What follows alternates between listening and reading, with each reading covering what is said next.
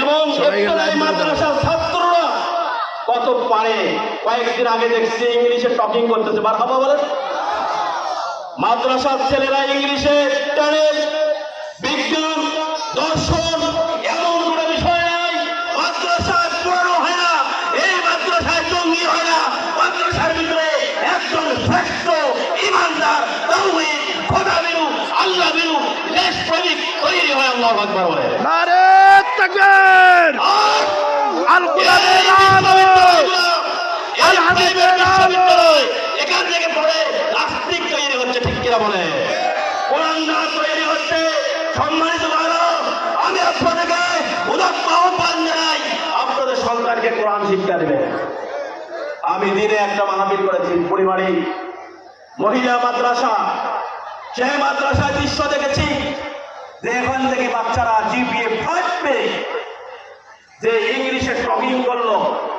আমি চিন্তাই করলাম, স্কুলে আপনি কেজি স্কুল বুঝেন না? হ্যাঁ, ইংলিশ মিডিয়াম স্কুল, এগুলাতে পড়ে বাচ্চাগুলা কি বানা হয় জানেন? ব্রয়লারের মুরগি, ঠিক কিনা বলেন? ব্রয়লারের মুরগি। এরা কিচ্ছু জানে না। এদের সন্তান সকালবেলা উঠে কি বলে?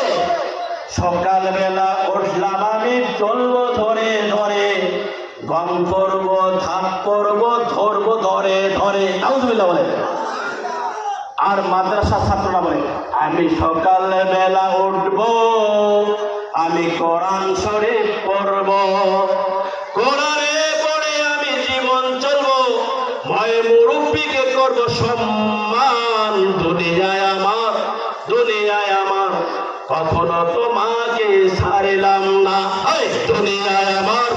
দুনিয়ায় আমার কখনো তোমাকে ছাড়লাম না।